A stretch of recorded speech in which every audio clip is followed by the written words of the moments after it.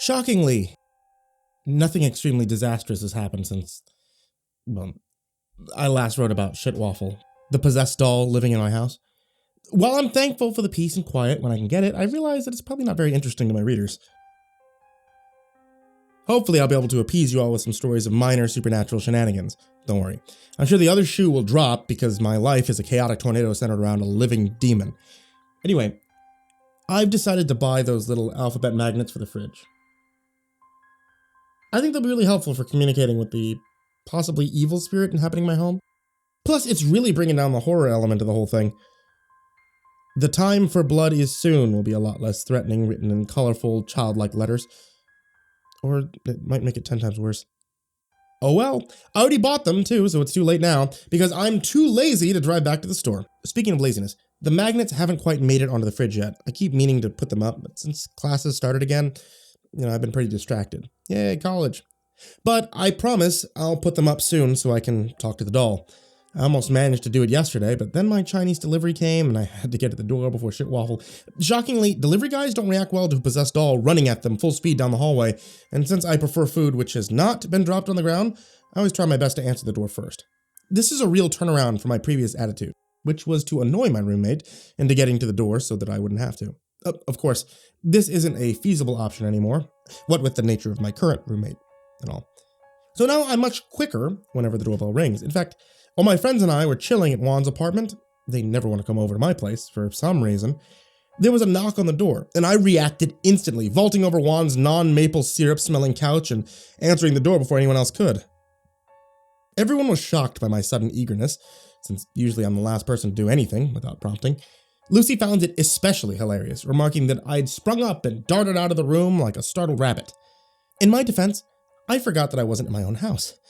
I've gotten into the habit of attempting to spare any visitors from Shitwaffle's very special form of greeting. Don't even get me started on that time with the Jehovah's Witnesses. Ugh. I've asked the doll to tone it down, but it doesn't seem to listen. Apparently, scaring the shit out of guests is like, it's a lot more fun than behaving like a fucking adult.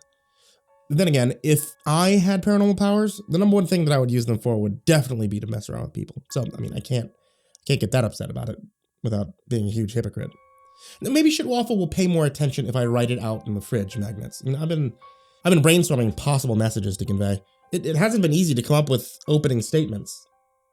I'm starting an actual conversation with a demon. I can't exactly begin with, "So you like jazz, dude?" One commentator suggested that I ask about hell. And now, I'll admit, I am burning with curiosity. Pun intended. About the eye-opening secrets that could be told about the metaphysical realms. There's so many philosophical questions unanswered for centuries that I can unlock for the first time in human history.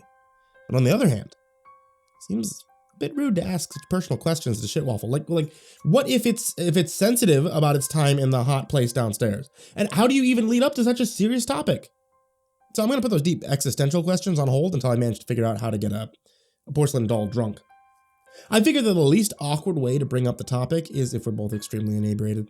And hey, if any of you have any ideas about what to talk to Shitwaffle about once the alphabet magnets are set up, feel free to let me know in the comments. I'm drawing a blank, so, anything is appreciated. Speaking of which, another commentator recommended a horror movie for Shitwaffle and I to watch together. And I was curious and bored, so I went ahead and rented it. Huge mistake. I'm not usually scared of horror movies, but whenever there was a scene with suspense or intense fear, my demonic roommate thought it would be hilarious to startle me. It started out subtly so that I wouldn't suspect the doll at first, occasionally creaks of the door behind us in a quiet moment and flickering lights just enough to make my heart jump for a second before dismissing it as nothing. But as the film progressed, so did the level of supernatural occurrences. It all came to a head when Shitwaffle caused the radio to blast out static during a tense, quiet scene, causing me to shriek and fall off the sofa. And it didn't stop after we finished the movie. I was on edge the rest of the evening, and Shitwaffle took full advantage of it, till I became so annoyed that I went to bed early. I never want to know how all those spiders ended up in the chips bags. Oh, needless to say, we will not be having another horror movie night again. Little bastard can hang out with the demon friends instead. Demon friends that will not, by the way, be opening my refrigerator anymore because of my handy child-proof lock. See, the lock on the fridge wasn't just to prevent another maple syrup incident. I started to notice that after those midnight demonic rituals, the ones with the, the unearthly howling that I wrote about earlier, well, I'd wake up to find food missing from the kitchen. Now, I knew Shitwaffle couldn't be the culprit because dolls can't eat. Or at least, I hope they don't. Can you imagine a doll with, like, human teeth? So, anyway, the food only ever disappeared after a wild night of monstrous guests. So I tried to ask Shitwaffle to tell its friends not to touch my food, but the doll simply shrugged in a surprisingly helpless manner. I guess parties spiral out of the host's control in every reality. Weirdly enough, the stuff they took was always the ketchup and any citrus fruits that I happened to have, lying around. So I have no idea why, but do demons like chug the ketchup straight out of the bottle, or do they squirt it in the lemons first? I started to imagine the unholy things the demons do with those two very incompatible ingredients over the cover of a night. But like I said, that won't be happening under my roof anymore because I have a child-proof lock. My plan is infallible. Am I underestimating the intelligence of demons? Maybe. But then again, maybe not. I've only ever met one of my roommate's friends before, but it did not seem to be very bright. See, the encounter actually happened a few weeks ago, but I didn't include it because there was more important things going on. Well, now that there's a lull in the chaos, I might as well tell the story of seeing one of Shitwaffle's companions face to face. It all began when I got a text towards the end of my shift at work. One of my friends had driven past my house and decided to drop off his old textbook because those things were expensive as fuck and he'd already passed the class. So he assumed that I was home because he could see a figure moving behind the curtains. So he walked up to the door and raised a fist to knock, and then he remembered that I was at work. Now that he was close enough to the house, he could hear a menacing cackling emanating from inside. Now, I'm not sure what happened afterward because he wouldn't tell me the details, probably because they were embarrassing. All I know is that I got a ton of frantic text messages blowing up my phone saying there was someone in my house. And I wasn't too concerned. I figured it was Shitwaffle. Still, as soon as my shift ended, I headed straight home, just in case. And as I walked inside, the first thing I noticed was the house was a mess. Posters were torn down. Furniture was overturned. Clothes were flung out of my room. The hell is going on here? I demanded, rightfully pissed off. And the thing that emerged from the wall was not Shitwaffle. It looked like, well, for lack of a better term, it looked like a ghost. But it didn't resemble a human who would happen to be see-through. It was more like a grotesque caricature with a parody of a human face. Bulbous yellow eyes squeezed out of the slimy skin as if they were two overgrown zits ready to pop, and the mouth was impossibly wide, filled with rotten teeth that clattered unpleasantly as the entity laughed and zoomed around my living room. I also spotted Shitwaffle on the couch, seemingly very embarrassed by the rowdy conduct of its guests.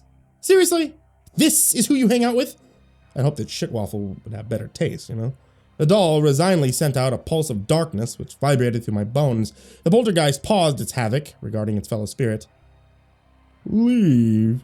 But we're having so much fun, it replied to the wordless command, with a wet sneeze of a voice. Fun's over. Get out, I said flatly, and was ignored in favor of dumping an entire bag of pretzels on the rug. I sighed, marched to the kitchen, returned with a broom. A wide grin stretched across the mischief maker's face. It seemed to think that I was going to sweep up the mess, only for it to scatter everything again with gleeful malignance. Apparently, it had never been chased out of a house with a broom before. Out, motherfucker! Whack! Shoo! Whack! Get out! I never tried to remove an intangible being from my house before, but the broom method tended to work on any creature, whether it's a bat, raccoon, or in this case, an aggressive spirit. The trick to this is that you're not supposed to actually hit the intruding animal. If you smack the walls close to it and wave the brush end threateningly, that's usually enough to frighten the thing outside. So despite the fact that the poltergeist consisted of ectoplasm, the old tried and true tactic of my grandmother worked like a charm. Once it was gone, I made Shitwaffle clean up the house. I only had to wave my broom a few times for motivation. Okay, so here's the last thing I have for you all today. Thanks to some commenters, I've decided to order some more clothes for the possessed doll. Internet, as it turns out, is a vast and bountiful place for finding doll clothes, for some reason. It was hard to resist the urge to buy a tiny clown suit and afro. Now, I'll update with Shitwaffle's reaction to the clothes I actually did buy when they arrived. Finally, I'd like to apologize again for the relatively unexciting post. I'm sure my life will be back to its usual insanity soon.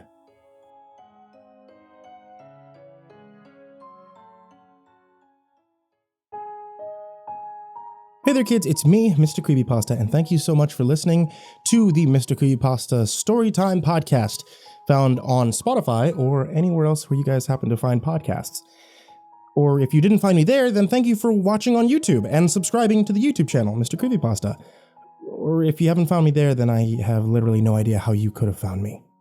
And now, for patreon.com/MrCreepyPasta, which you can always find in a link in the description, I want to give you all a very big thanks. There's many of you down there in the descriptions who I give big thanks to, and everybody also at this tier, like Dr. Strawberry, Jordan Alexander Sanchez, Ken, Lando Higuchi, Brianna Van Tine-Janzen, Chompski, TheRedOakShieldVirus, Sindee Barney, G Weevil 3, Diana Kraus, VanHuss, Tristain Pelton, Nico, kaeo, TheGingerBroz, Dante Rowe, Raphael Rodriguez, Lastbladesong, Meulmeester, Eliminator 86, Nebsky, SteampunkSinner, OptimisticAvacado, Kaleb Dougal, Daniel Poulsen, Finley, and Sky Harbor. You guys are the MVPs, and you guys keep the channel running, and I honestly cannot thank you enough for all that you do.